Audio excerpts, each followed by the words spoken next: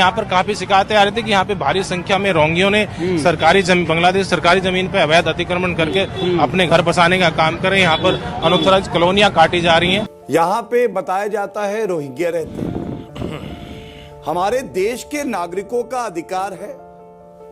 Rohingya का अधिकार संवैधानिक नहीं है, वो नागरिक भी नहीं है। आप हमारे देश के बच्चों को ड्रग्स की सुई लगाओगे ना, तो हम आपको बुलडोजर की जो भैंस को मोटी सुई लगती है वो लगाएंगे। यह है भारतीय जनता पार्टी की सरकार, पहली बात। दूसरी बात, अंजना जी, अगर एक दंगाई को, एक आतंकवादी को, एक अपराधी को बुलडोजर से डर लगे तो ये डर बहुत अच्छा है।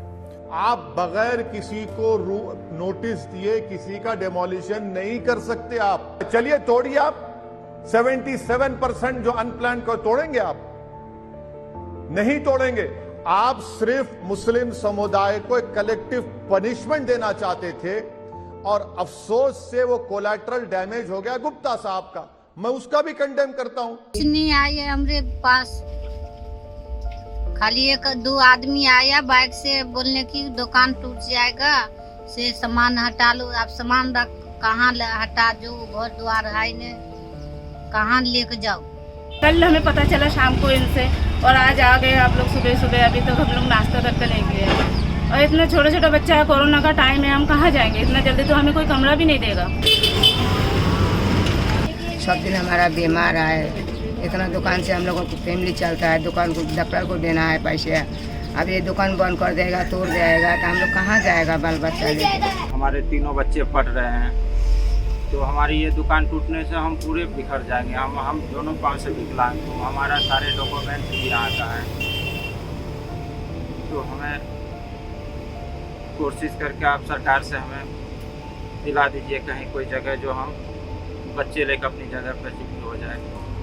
उम्मीद तो यही है कि यहीं पे रहने दें बच्चे पालने के लिए, और क्योंकि हम तो कोई रोड पर बैठे हुए नहीं, हम तो बिल्कुल साइड में बैठे हुए हैं, नाले के किनारे।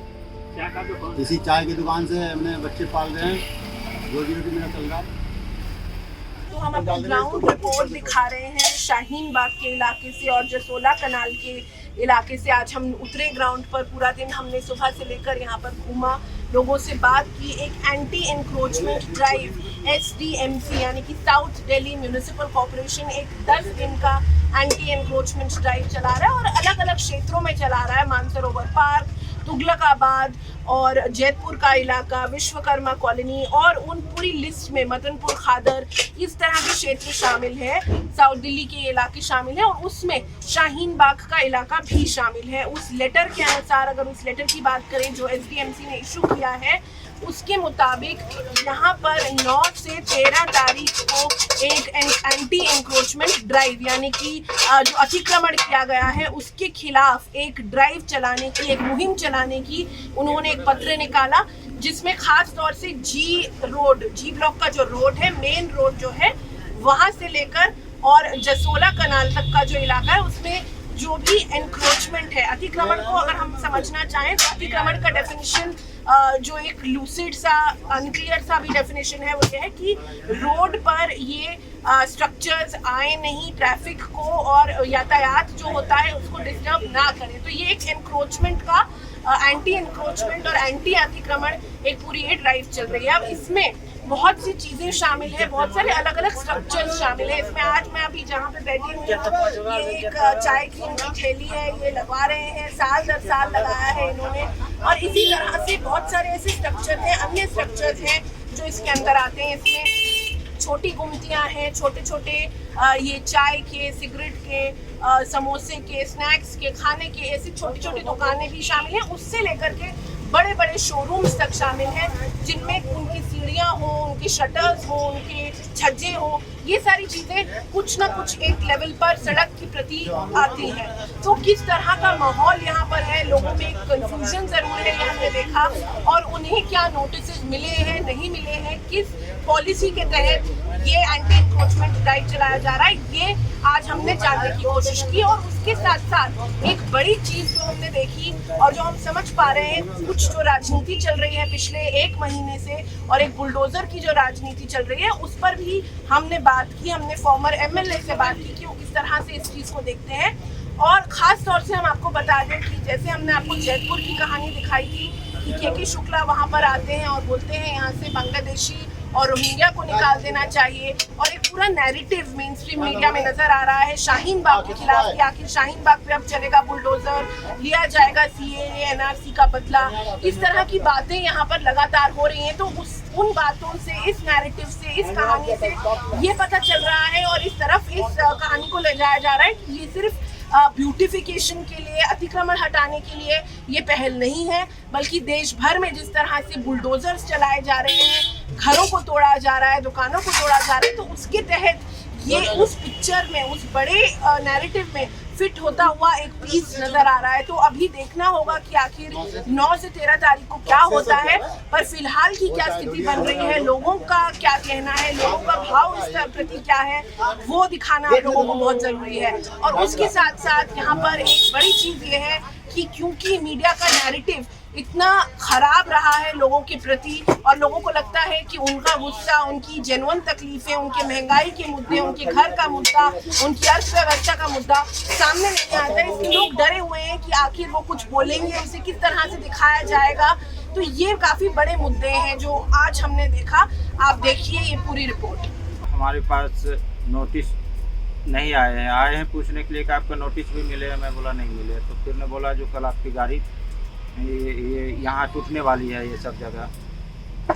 तो फिर मैं घबरा गए, हम बच्चे लेके कहाँ जाऊँ। तो हमने उससे बोले भी, वो बोला नहीं ये आदेश है ऊपर से। तो फिर हम ऐसे घबरा कर डर के मारे रह रहा हूँ। और अगर टूट जाएंगे तो हम कहाँ जाएंगे, हम तो इसी जगह रोड पे पड़े रहेंगे बच्चे लेकर। अगर हमें पीछे कहीं अपनी घर होती, कहीं जगह होती, तो हम वहाँ बच्चे लेकर चले जाते हैं। तो हम सरकार से मांग कर रहे हैं जो हमें कहीं जगह मिल जाए, हम बच्चे लेकर उस जगह पे चले जाएंगे। बच्चे को पढ़ा रहा हूँ, 3 बच्चे हैं, हम कुल 5 परिवार हूँ यहाँ, और हमारे तीनों बच्चे पढ़ रहे हैं। तो हमारी ये दुकान टूटने से हम पूरे बिखर जाएंगे। हम दोनों पाँव से विकलांग हूँ, हमारा सारे डॉक्यूमेंट्स भी यहाँ का है। तो हमें कोशिश करके आप सरकार से हमें दिला दीजिए कहीं कोई जगह जो हम बच्चे लेकर अपनी जगह पर शिफ्ट हो जाए। मजबूर इंसान, अपाहिज इंसान, हम कहाँ भागे। अभी धूप के समय है, बारिश भी हो सकती है, आंधी भी आ सकती है। टूटने के बाद हम बिखर जाएंगे। हम तो कहीं नहीं जाएंगे, हम तो रहेंगे इसी रोड पे। कहीं रहेंगे तो सरकार एक जगह पे रहेंगे। हमें अपना है ना जो अपना पे चले जाएंगे। नहीं, हमको तो ये मालूम हुआ एक बैग की जो है इसमें जो है बुलडोजर जी ब्लॉक में जो है चलेगा। हाँ, आप बताओ कि हम लोग इतना दिन से है, करीब 22 साल से है, और ये जो है दुकान एक छोटी मोटी लेकर के जो है कम से कम 10-15 परिवार को टेकअप कर रहे हैं। अब ये जब टूट जाएगा तो हम लोग जाएंगे कहाँ?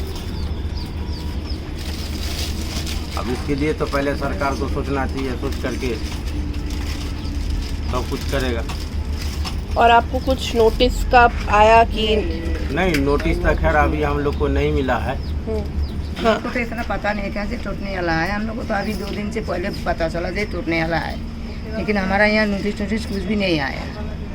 हम लोग इतना 20-22 साल से आए, हम लोग अभी बाल बच्चा लेके कहाँ जाएगा? छोटा बच्चा है, मजदूरी करके खाता है, इतना छोटा सा दुकान लेके इतना 10-12 फैमिली हम लोग को चलता है। अभी हम लोग एक दुकान तोड़ देगा, जुगी तोड़ जाएगा तो हम लोग कहाँ जाएगा?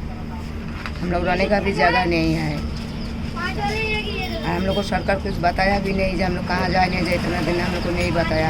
अभी हम लोग को 2 दिन पहले हम लोग को मालूम हो गया कि टूटने वाला है। सब दिन हमारा बीमार है, इतना दुकान से हम लोग को फैमिली चलता है, दुकान को डॉक्टर को देना है पैसे। अब ये दुकान बंद कर देगा, तोड़ जाएगा तो हम लोग कहाँ जाएगा बाल बच्चा लेके? और कितने फुट ये बोल रहे हैं तोड़ने के लिए, कुछ ऐसा पता चला? 250 फुट का बताया। 250 फुट? हाँ, बल्कि आगे भी तोड़ेगा, पीछे भी तोड़ेगा तो हम लोग कहाँ जाएगा? हम लोग को जगह ही नहीं आए यहाँ पे रहने के लिए। हम लोग इतना सामान लेके, बाल बच्चा लेके, छोटा बच्चा है, कहाँ लेके जाए? हम लोग को तो जगह भी नहीं है जाने का, कोई रास्ता नहीं, ना हाथ में पैसे आए ना कुछ आए। खाने का तो हम लोग को पैसे नहीं मिलता है। ये बात तो है कि हम लोग इतने साल से, जब से हम बचपन से यहीं पे है, और अभी वो अचानक से तोड़ देगा, हम बच्चे लेके कहाँ जाएंगे? तो हमें कुछ सहारा तो चाहिए ना हमें रहने के लिए। जो अचानक से कल हमें पता चला शाम को इनसे, और आज आ गए आप लोग सुबह सुबह, अभी तक हम लोग नाश्ता तक का नहीं किया। और इतना छोटा छोटा बच्चा है, कोरोना का टाइम है, हम कहाँ जाएंगे? इतना जल्दी तो हमें कोई कमरा भी नहीं देगा। कि देखो हम तो छोटे मोटे झुग्गी झोपड़ी में रहने वाले हैं, और हमें ये बेसहारा कर रहा है। पैसे वाले का एक दो जाएगा तो उनका कोई कुछ नहीं जाएगा, लेकिन हमारा तो ये है कि हम छोटे छोटे बच्चे लेके जाएंगे कहाँ? अभी तो हमें कोई देगा भी नहीं किराया पे, इतना जल्दी कहाँ से आ जाएगा? और अभी ईद का टाइम है, जो भी पैसा था हाथ में वो भी खत्म हो चुका है। और ईद के एक दिन बाद 2 दिन बाद आप लोग कह रहे कि इसे खाली करो, हम जाएंगे कहाँ? यही हमारे पास एक रह गया कि हम रोड पे बैठ गए। बच्चे लेके यहाँ रहती हूँ, 15 साल से रहती हूँ, पढ़ाई लिखाई करते हैं बच्चे। यार कहाँ जाएगा? दुकान टूट जाएगा तो कहाँ जाएगा? ये सब चीज़ है, बच्चे रे स्कूल जाते ही से, कोनो जुगाड़ नहीं है, घर द्वार है नहीं, कहाँ जाओ लेके। और ये जब से आप लोगों को कैसे खबर पता चली? कुछ नोटिस आया नहीं आया, ये बताइए। कुछ नहीं आया हमारे पास, खाली 1-2 आदमी आया बाइक से बोलने की दुकान टूट जाएगा, से सामान हटा लो। आप सामान रख कहाँ हटा जो, घर द्वार है नहीं, कहाँ लेके जाओ? कुछ है नहीं मेरे पास, घर द्वार कुछ नहीं। सरकार तरफ से कुछ भेट जाएगा तो घर चले जाओ, यहाँ छोड़ दूंगा, और भेट जाएगा कुछ दे देगा सरकार तरफ से तो हट जाओ यहाँ से। बच्चे के तो बिलाटी जाएगा, कहाँ जाओ लेके? कोई हमरे जुगाड़ है नहीं, उतना कमाने वाला तो कोई है नहीं, विकलांग है, कहाँ जाएगा? कितनी अकेला मेहनत करूँ? देखिए, ये सिक्के के दोनों पहलू हैं, मैं दोनों पहलुओं पर बात करना चाहता हूँ जी। देखिए, क्योंकि मैं एमएलए भी रहा हूँ और काउंसलर भी रहा हूँ, मैं गवर्नमेंट की सारी पॉलिसीज से बहुत अच्छी तरह से वाकिफ़ हूँ। और अनऑथराइज कॉलोनीज़ के लिए क्या क्या एक्ट पास हुए हैं पार्लियामेंट में, और सेंट्रल गवर्नमेंट ने पार्लियामेंट और सुप्रीम कोर्ट और हाई कोर्ट में क्या क्या एफिडेविट दिए, मैं सब बहुत अच्छी तरह से वाकिफ़ हूँ। देखिए, पहले तो मैं ये बात बता दूँ कि दिल्ली के अंदर 1639 अनऑथराइज कॉलोनीज़ हैं जिनको प्रोविजनल सर्टिफिकेट सोनिया जी ने दिया था जब कांग्रेस की गवर्नमेंट। और 2006 में पार्लियामेंट ने एक एक्ट पास किया था जिसको Delhi special protection provision act कहा गया। उस 1600 अनऑथराइज कॉलोनीज़ को पार्लियामेंट ने ये एक्ट के ज़रिए प्रोटेक्शन दिया कि हम जब तक इनको रेगुलाइज नहीं करेंगे तब तक एक ईंट भी इन कॉलोनीज़ की, खाली शाहीन बाग नहीं, 1639 कॉलोनीज़ में एक ईंट भी हम नहीं गिराएंगे। और यही सुप्रीम कोर्ट में एफिडेविट दे दिया, सेंट्रल गवर्नमेंट ने हाई कोर्ट में दे दिया कि हम इनको रेगुलाइज करने जा रहे हैं, और जब तक इनको हम नहीं करेंगे, ये एक्ट पास कर दिया है, इससे इनको प्रोटेक्शन मिलेगा। क्योंकि सुप्रीम कोर्ट और हाई कोर्ट भी इंटरवीन करते थे, अक्सर वो डेमोलिशन का ऑर्डर पास कर देते थे। उसके बाद वो 2-2 साल उसका एक्सटेंशन करते रहे, और जब एनडीए की सरकार आई तो ये भी उसको उसी एक्ट को कंटिन्यू आगे रखा। और 2021 में जब वो लास्ट में ख़त्म हो रहा था तो एनडीए ने 2021 दिसंबर से लेके और 2023 31 दिसंबर 2023 तक वो एक्ट को आगे कंटिन्यू कर दिया। इसका मतलब ये है कि 31 दिसंबर 2023 तक 1639 कॉलोनीज़, जिसमें शाहीन बाग और जामिया नगर की अनऑथराइज कॉलोनीज़ आती हैं 13, उसकी एक ईंट भी नहीं तोड़ी जा सकती। ये हमें वो एक्ट जो है, जो Delhi special provision act parliament ने पास किया था, वो हमें प्रोटेक्शन देता है ना। तो रही अनऑथराइज कंस्ट्रक्शन की बात, कॉलोनी को तोड़ने की बात, वो तो कोई सवाल ही नहीं है। ना कानून से ऊपर, पार्लियामेंट से ऊपर कोई एजेंसी नहीं है जो पार्लियामेंट के एक्ट को ओवर रूल कर देगी। तो इसलिए हम जनरली पब्लिक से भी ये कहते हैं कि आपको घबराने की ज़रूरत नहीं है। आपकी जो boundary, within the boundary of unauthorise colony, उसमें एक ईंट भी कोई भी हमारी नहीं गिरा सकता। जब आप किसी भी चैनल, जब आप खोलते हैं इलेक्ट्रॉनिक मीडिया के चैनल्स को, तो आप देखेंगे कि बीजेपी के स्पोक्समैन, ना तो एमसीडी का स्पोक्समैन वहाँ मौजूद है, ना दिल्ली सरकार का है, ना सेंट्रल गवर्नमेंट का है। जो किसी बात को भी क्लियर कर पाए कि क्या हम करने जा रहे हैं। वहाँ बीजेपी एक पॉलिटिकल पार्टी है, उसके स्पोक्समैन को कोई राइट नहीं है कि वो तय करे कि कौन सा डेमोलिशन होगा और कौन सा नहीं होगा।